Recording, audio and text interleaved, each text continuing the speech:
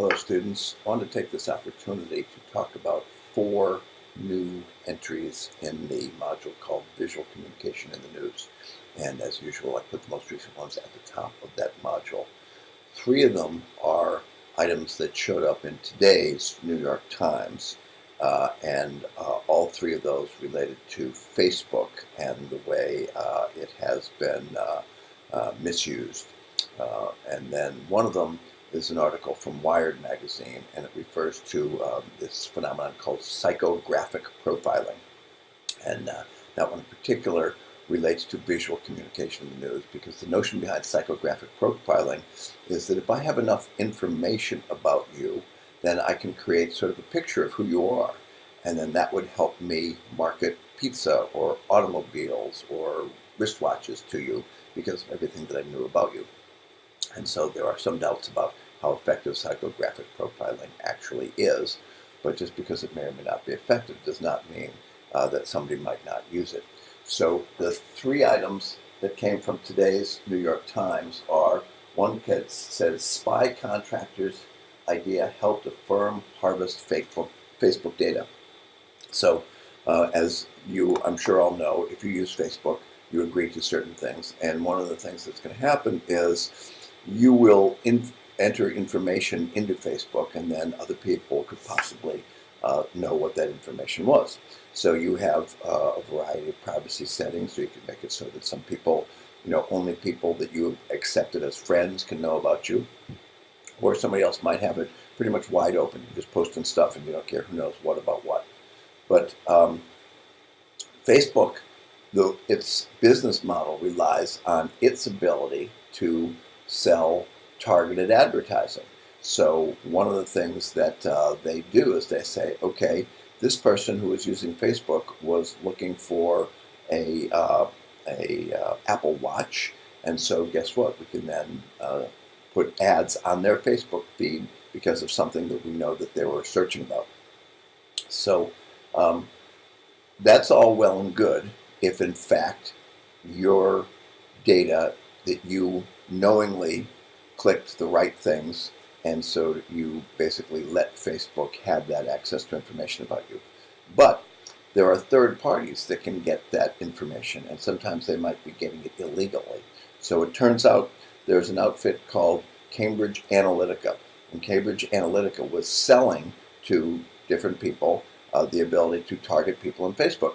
Well, one of the things that they did was they got someone who is sort of big data analyst and might actually be working for one of the United States spy agencies to sort of illegally acquire a lot of Facebook data. So if you were on Facebook and you filled out a survey that was about your psychology, and it was going to basically say, okay, you're this type of person, that type of person. Well, that information about you was then Facebook was sort of marketing that to people that they want to sell ads to. Well, somebody figured out a way to get not only that, but if you did it and you had sort of agreed to link to or upload your contacts, then they got access not only to your Facebook information, but the Facebook information of all of your contacts. So in this manner, they got information not just about the, say, 10,000 people who actually did the personality quiz, but 50 million people. And so Facebook is saying, okay, this was illegal and a violation. They shouldn't have had access to it. But it is the case that they did have access to it. And then they were working with people who then figured out how to sort of analyze the big data. And 3 different political campaigns may have benefited from this. So they may have used this data, about 50 million Facebook users, to figure out how to create more effective pro-Trump ads in the run-up to the 2016 election in the United States, and anti-Hillary ads. And then also, if you're familiar with what's going on in Europe, Great Britain decided to leave the European Union, and that's something called Brexit. Well, apparently, Cambridge Analytica was providing data that may have influenced all 3 of these things: pro-Trump, anti-Hillary, and Britain leaving the European Union. So there's 3 different posts that relate to that. But then there's finally the last one. It says noisy fallacy of psychographic testing, and that's where the visual communication comes in. I myself am a little bit skeptical that these people who say, if I have all this information about you, then I can more effectively get you to buy this car rather than that car, or I can get you to vote for this candidate or to vote against that candidate. My model of human persuasion says just knowing a lot about me does not necessarily make you better able to persuade me.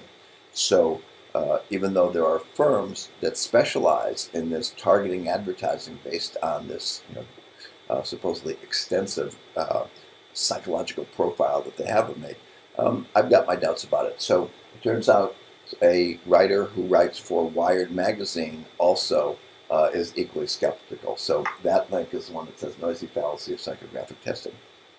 So in any event, that's all up there. Now, how does this affect me? I'm not happy that Facebook has sort of been careless with my data, but I'm not too concerned about it. I figure anything I put out there, I don't care if anybody knows about it. And so I am not overly concerned about this apparent violation of my privacy. So part of me says, okay, that's it. I'm done with Facebook. I'm going to log off because I don't like the fact that Mark Zuckerberg and these other people have become millionaires by careless and in some cases, illicit use of information about me.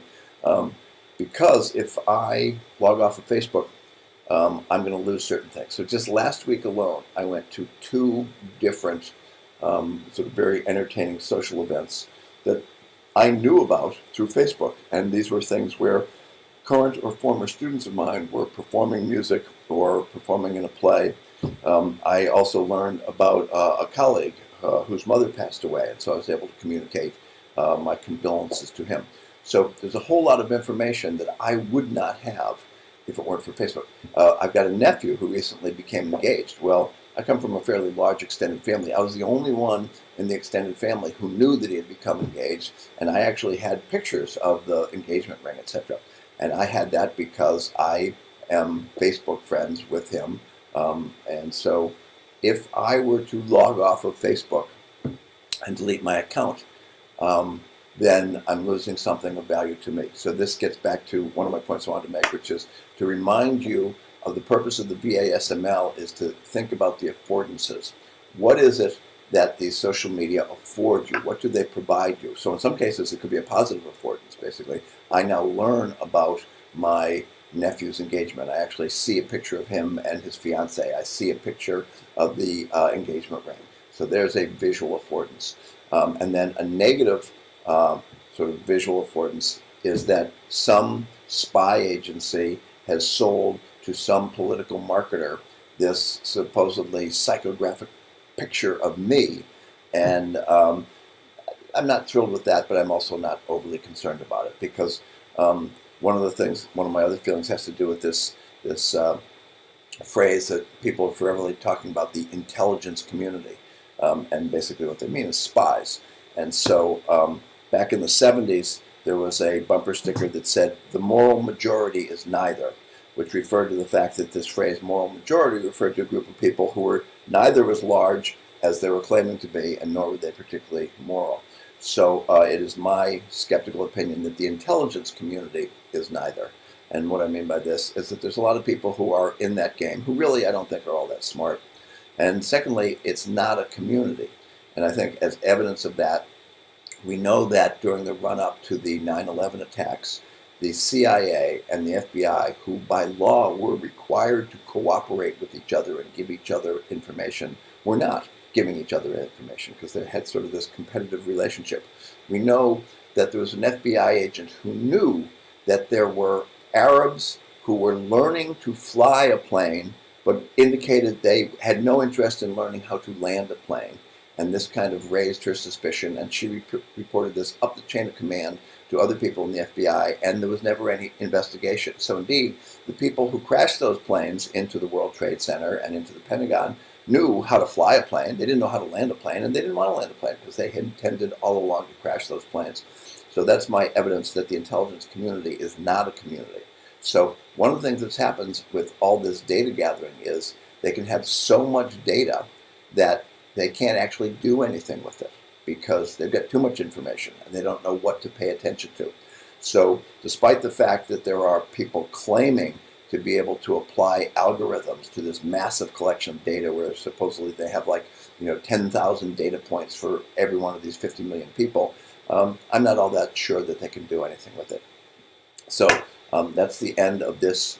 This is an announcement, but I will put this in to my VASML log and remind you that as you keep a log of how you're using these social media, think in terms of the visual affordances.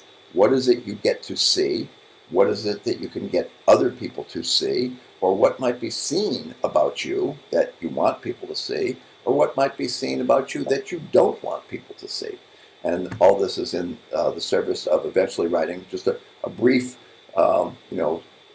document at the end of the term about what you understand about how these social media now are a visual communication tool and what observations you've made about your particular use of them. All right, so that's all for now. Talk to you later.